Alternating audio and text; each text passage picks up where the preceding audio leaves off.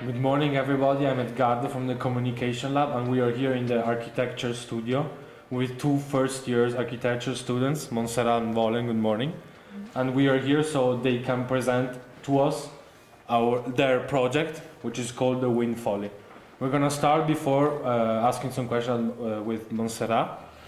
So, would you mind telling us about this project, what the Wind Folly is? Well, basically, it's a canopy of kites all hanging from the same net. I wanted to create a volume without having like concrete walls or anything that is stable. So when you go in, all the kites are at different heights, forcing you to go through a specific path throughout the folly. And because they're at different heights, each person can experience the folly in a different way. So if you're a kid, you can go into more spaces than older people can go. And the way I introduced wind into this was because the kites kind of respond to the wind. So as the wind in Segovia blows west, the kites move in the opposite direction. So when you're in there, they ripple with the wind. So it shows wind as a force that you normally can't see. So basically your project is the main character of your project, one of the main characters is the wind, no? Mm-hmm. And we also had the possibility to speak without cameras, and you said experience the wind in a whole new way. Can you please just maybe explain or summarize us what you mean by this quote? It was mainly because when you first start with a project with wind, you're kind of stuck and you don't really know how to incorporate it without having, the generic ideas. So to experience wind in a whole new way, it's kind of like I wanted to show wind and I wanted people to be able to hear it or to be able to feel it. So entering in this volume of just pure white, you kind of lose the senses of the park around you, and you're just in there, and that's all you can focus on. We can see that from this model that it's not an easy project, no? Can you please describe us maybe the materials you used for it, the materials that compose the entire project? Mm-hmm. For the model, we used MDF for the floor, and that was done with a laser cutter. And then for the kites, they're all done by hand. With Valen and our other teammate. And they are made out of paper with aluminium rods. But in reality, the folly would be made out of steel rods, and the kites would be made out of opaque white plastic like polypropylene. What was the inspiration behind the initial stages of the project? What brought you to carry out the entire... Well, we first started off the class creating cubes to show materiality and the different elements.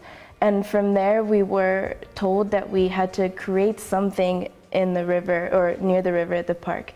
And that was all we were told. So we had to go down and create a large map like this one over here. And we had to document what we saw and what we felt or heard when we were in the park. And then from then you could pick the element that you wanted, and I picked wind, and then that corresponded to a season of autumn. Nice. Could you tell us so before you started with Valen and your teammates, so this is a group project. Mm-hmm. Okay. Can you tell us, probably or explain to us, how was the transition from an individual idea, from an individual project to a group project? Was it difficult to transmit what you wanted, or was it easy? Well, for me, because we were continuing with my folly, it wasn't that much of a big change, but it was nice to be able to have help from other people and still brainstorm and have different ideas. And for me, it was a big change because we had different projects. All the projects were so different, but it was nice because we already had a base for the idea of her project, so we could carry it out more easily. I'm going to ask now questions to my dear friend Valen. It's a difficult project, no? And I believe that you had situations where you get stuck. I think so. That's what I believe. If so, how did you manage to solve like sudden lack of inspiration? How did you manage to also carry out in moments where you were difficult? We had a lot of sit downs, and our main problem, I guess, was the rods. Yeah. How to stick them together and how to make the grid on top, as you can see.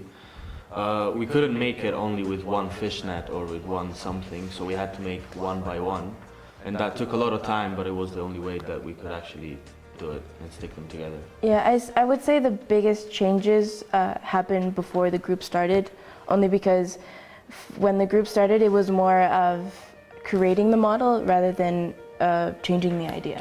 So I think we went through a lot of change on each of our projects before we got together.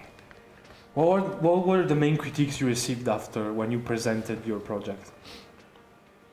I think the main one was the black rods, as you can see. We wanted to make it one specific volume. So the rods, the black rods, make it look like it's inside something.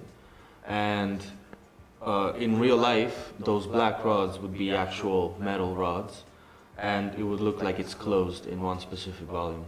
And that was the main critique Yeah. we received. Because our Folly is actually like 12 by 9 meters, and we had to make a model 1 to 10, so it was a little impossible for our time. So we decided to just do a part of it, and we chose the part that showed the biggest exaggeration of levels. And in reality, there shouldn't be any rods touching the ground anywhere near there, but we can just have it floating, so that was our solution. But for the Folly that's going to be exhibited in the fall, we're going to actually hang it from the ceiling, so it actually looks like how it would look. Do you have in mind any future changes with it? Any problems that you have to solve? Something that you would like to change personally, or? I think at the end of the class, we all had to evaluate where we would want everyone's Folly to be on one map. And then, well, during the initial stages of my project, I had it near the grove of trees, and it would be hanging from, to stay away from any rods hitting the ground, it would be hanging from the trees. But then we ended up changing it to a park all the way at the end of the river. So it was just kind of hanging by itself. And then when I went back to evaluate, I actually decided to put it back in the grove of trees to follow the theme of the verticality of the Folly. But I think that's the biggest That's the biggest change. And when you're gonna present this? In the fall. In the fall. With, I think, 4 other projects that were chosen. Yeah. Perfect. Thank you very much, and see you very soon.